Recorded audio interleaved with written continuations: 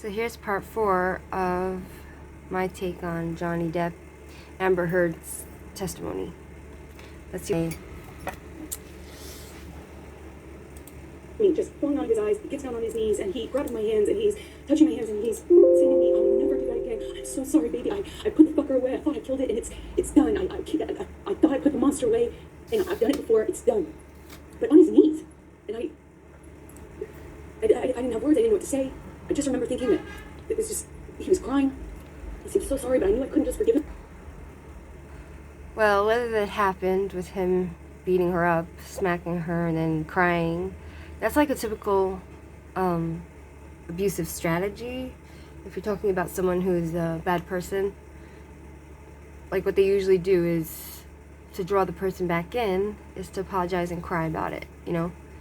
So the person feels, oh, I have to forgive this person and go back to them. I don't think that it's true what she's saying. Let's see what else she has to say. Because I didn't know. You know, like I've seen the health class videos, like everyone else. And I got up in my car, I walked to the car, I didn't say anything. I made a point to not say, oh, it's okay, or anything like that. I just didn't say anything. I went to the car, I sat in my car, and I felt like I sat there forever. I didn't want to turn the key. I just leaned my head up against the window, and I remember just seeing my breath on the windshield, you know, on the glass of the window of the door, just seeing my breath and trying to will myself to have the strength to know what I should do in this moment, because I was heartbroken.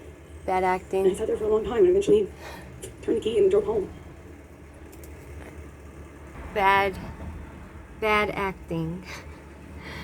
She's not giving off the feeling of authenticity. The way she's behaving is not, it's over-exaggerated. And if you watch anyone else who has been through this and they talk about it, that's not what they look like. Let's see what else she has to say. What did you do after that? I don't know. I don't remember what I did when I got home. I don't remember. Oh, poor me. Oh. I went to my therapist. I told her, objection, hearsay. I went home, and a few days later, I told her. Bad acting. Come on. Is this the way she acts in films? Because it's hard to believe anything she says because she's such a bad actor right now. started getting, I actually don't know how many days later, but I started getting calls and texts from Johnny, apologizing profusely. I mean, just, he said, "I'd rather cut my hand off than ever lay it on you or lay it upon you," and he had that way of talking. And he showed up to talk, like, with the understanding that, Well, the way Johnny Depp is, the way he talks, the way, like, from him testifying, like, I feel like it's very possible that he has that way of talking, exaggerated way of talking, like, oh, I'd rather cut my hand off than hit a woman, but I don't believe this actually happened, but it does sound very much the way he would talk, you know what I mean? Like, he understood I could never forgive him, so I felt kind of safe in saying, okay, let's have a talk, or, yeah, we'll talk. I think that, I know I just wanted to see him, and he comes over, brings me gifts. He brought me a couple of cases, actually, of that big Sicilia wine that we've heard about, which is a really nice, expensive wine that I could never, at that time, dream of affording, And we talk, and he tells me that he had put this thing away, that I could trust him, and it would never happen again. Of course, it would never happen again. But he put this thing away. He killed the fucker, is what he said to me over and over again. Put that fucker away. I killed that monster. I'll kill it again. It's done. I'll never lay a hand on you again. And I wanted to believe him, so I chose to. So to stay in the relationship? Yeah, I did. I believed it. But, I believed it wouldn't. I believed that there was a line he wouldn't cross again, and that was it. And so you stayed, correct? You stayed in the relationship? Yes. So, is this a good time to keep going a little longer? Okay, thank you. So could you please describe for the jury the evolution of your relationship after that time with Johnny? I don't know how long it was until things got bad again. He did start drinking again. I remember it was almost, he started drinking again, the disappearing thing, the coming back. He'd come back in the middle of the night to my house. And it would be unclear to me, guys just wait until she describes what he did to her. Like when he searched her, like cavity searched her. I don't believe a word she said. Drunk, often kind of accusing me, but not directly. Nothing was very direct. There was a lot of accusations, but they were veiled. You know, what I was wearing, who I was with, why didn't I text him back? I didn't text him back right away. This is when I was at my place in Orange. Sometimes he would show up to catch me. Like that was a pretext for coming over. And by the time we were done talking, I would have thought I had convinced him that I loved him, that I only loved him, there was no one else, and then that we were back in an upswing and would go back to good, loving, like sick, romantic love, like kind, sweet, velvety love. And then it would be something I said. Why did you say it that way? Love? You know, I had to leave for an audition. I could guarantee that when couldn't guarantee, but 2 of those in a row. And when I came back, he was angry at me, you know, and I wouldn't necessarily know why. And then he started accusing me of things. Probably like at first it was You know, it just occurred to me that what she's describing about Johnny going away to an audition, like her going away to an audition and her coming back and Johnny being angry that she was away and didn't tell him where he went, right? I feel like she's talking about herself. I mean, she's talking about Johnny going away and not telling her where he went, and I feel like she's the one that's describing how she was behaving when Johnny would go away and then to an audition, and how she would get all angry and suspicious at him and start acting crazy. then the punching of the head, which is a constant at that time in 2012 when he was drinking. Eventually that became, you know, him accusing me of cheating. I defend myself. I say, you know, that's crazy. You're wrong. I would never. The normal things. And it would escalate to the point where he'd push me or shut me down, and then I'd get back up. And this happened several times, so it's not more. You know, if a person thinks you're cheating on them, right? There's usually a reason why they think that. Like, for instance, like, if I'm cheating on someone, God forbid, like, the reason why somebody would suspect another person of cheating on them is if you give them reason to feel that way. You know what I mean? And not always does that happen. Usually, it just means nothing. There are crazy people that think, oh, no matter what you do, you're cheating. You know, so they feel like they need to control everything. But, I mean, like, on the average, a lot of times, it's just your gut that's telling you, oh, something's off. You know what I mean? Like if your partner doesn't want to let you see their phone, or they're hiding things from you, they're secretive, you know, like, a lot of the time, that would give you a feeling that something's off. You know what I mean? So it could be that she's the one that must have been having an affair, and he suspected it because that was really happening. His gut was speaking to him and telling him that. Specific, I suppose. I look him in the eye. I made a point of getting up and looking him in the eye. It's my way of defending myself at that time. And I'd look at him, and he'd ask me if I wanted to go again, and shove me back down. Eventually, he just hit me. Remember, he hit me in the face when I denied having an affair with my ex-wife, my ex-partner at the time. And he said he had proof. I denied it. And I was walking out of the bedroom, slapped me across the face. I turned to look at him, and I said, "John, you hit me. You just hit me." I'm going to ask you, so can you bring up 1783, please? What number again, please? I'm sorry, What number? Defendants 1783? 1783, thank you. She's definitely getting on Johnny's nerves. Do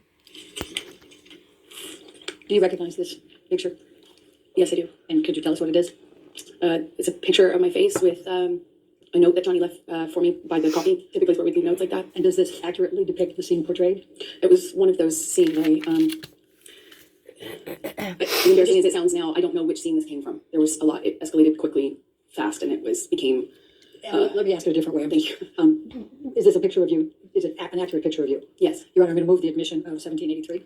Your Honor, we have an objection. Maybe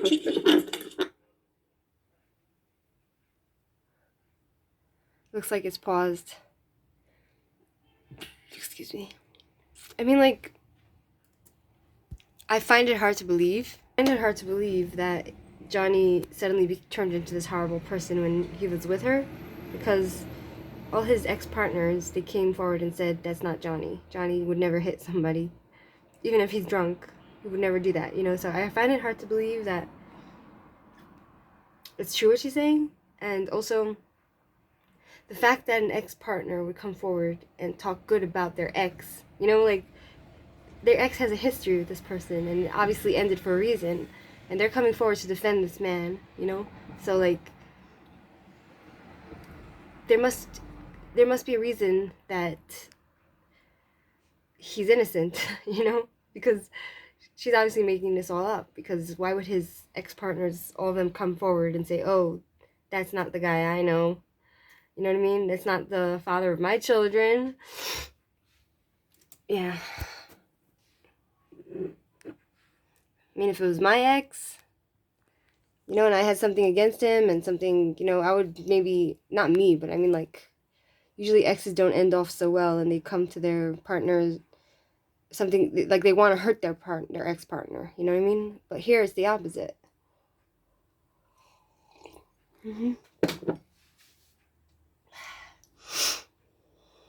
Okay, looks like the lawyer spoke to the judge.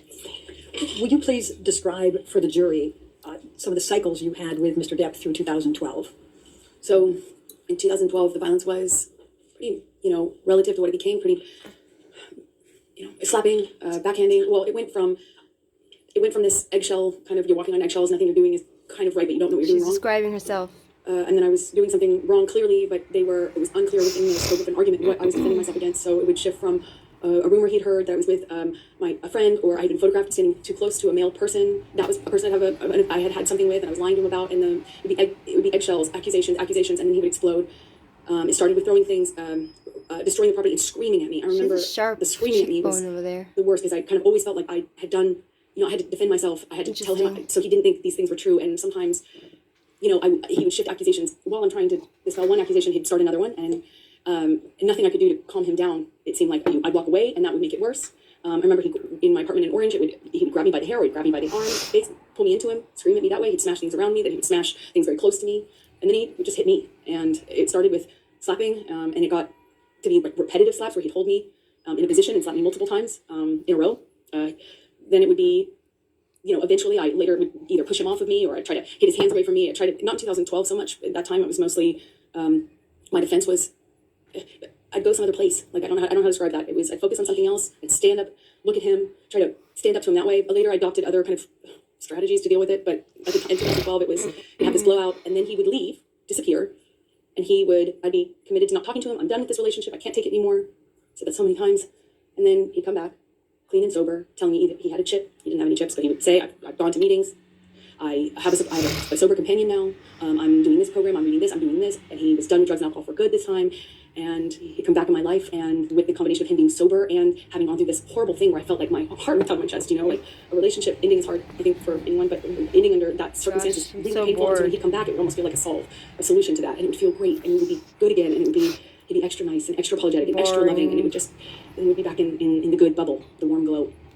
And eventually he'd get bored, and then I'd see him drinking again. When I started to get upset, noticing the pattern of the violence going with the drinking and drugs, then he started sneaking it. So it became less clear, and I'd have to look for clues as to what he was on. So I just knew how to react, you know. Johnny on speed is very different from Johnny on opiates. Johnny on opiates very different from Adderall and cocaine Johnny, which is very different from Quaaludes Johnny. I'm sure she was also on drugs. I had to get good at paying attention to the different versions of him. 2012, Birds of a I was in feather I was flock in the beginning stages of together. this, just learning these patterns. I was just learning that drinking kind of correlated with the violence. And did you confide in anyone about these issues you were having? I think she Objection, can Your say, I think she can Objection, say Your she heard Honor. that. Objection, Your Honor. Right. So did you tell anyone? Yes, I did. Who did you tell? I told my therapist. I eventually told my mom. And let's go ahead and take a look at defendant exhibit mom? 150. 150. Her mom? I don't know. I guess some No, no, I'm people going to have check on hearsay. comfortable relationships with their mother. They would tell their mother this. Like, I personally wouldn't want to pain my mother and put more burdens on her, especially if it's something that's not true, you know?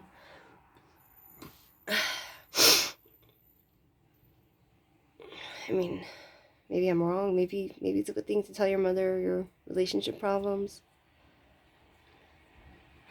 You know? Let's see what we got here. Where are we? Are she gonna start talking again?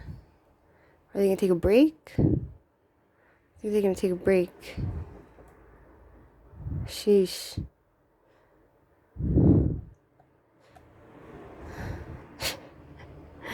I don't know how she has the guts to show her face, you know? Like, it's so embarrassing.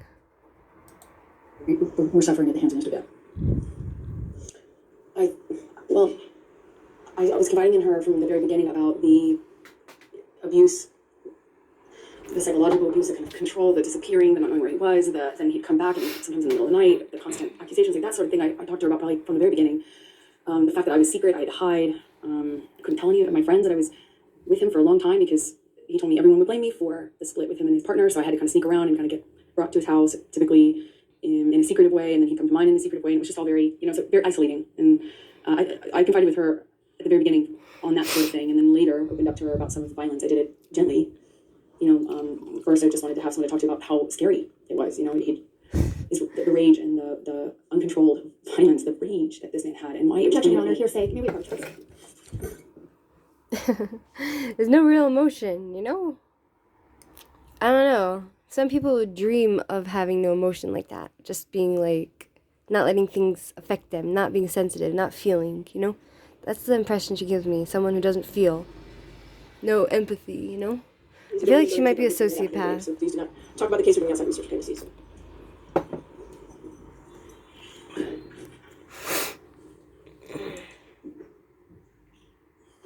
Why are they standing? Why are they standing? That's so weird. Just remind the panel you're on the stand. You cannot discuss your testimony with anybody to include your attorneys, okay? Oh, they're going on recess. Okay, let's see. They're coming back. Let's see what they say now.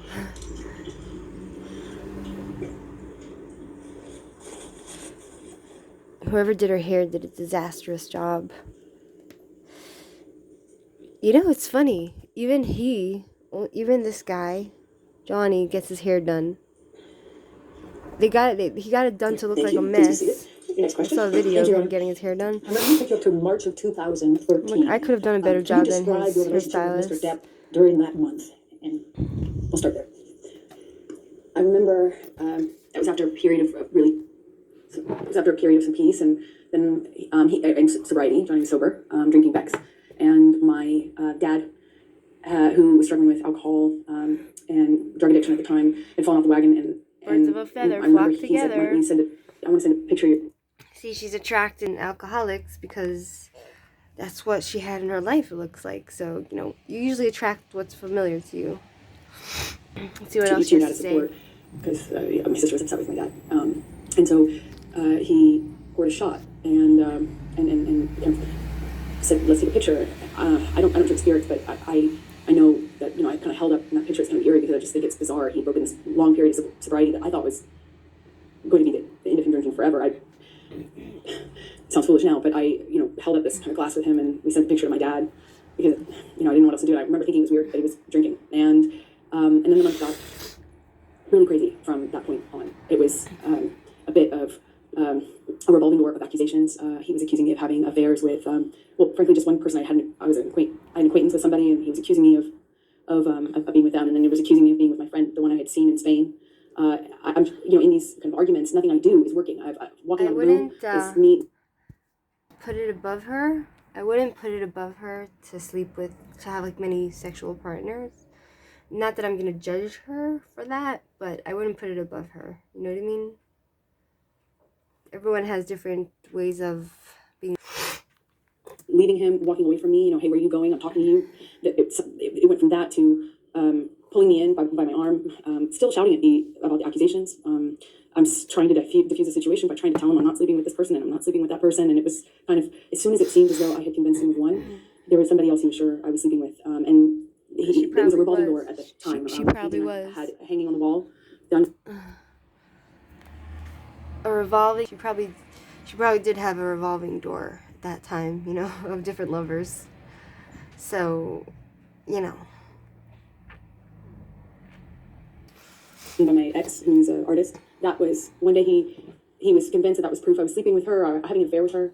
I didn't really love him, and all the while I'm madly in love with him and trying to convince him. So March started with this picture of him doing a shot, and he's kind of saying, let's send it to your dad to show support. And what I remember of March is just it's almost like it was a never-ending fight. It was just there were breaks in it. What kept me in it is because I kept waiting for the other shoe to drop, the sobriety shoe, if you will. I kept waiting for him to get to the point where it's not supportable or anymore, and he's done with it, and he's ready to get clean and sober again because there commences a period of pure joy. And it was one fight after the other. March. So let me start with the painting incident. Please tell the jury what happened on that particular incident with the painting. As I mentioned, the painting we had. Okay, this is part 4. I think this is part 4, so we're gonna do part 5 next.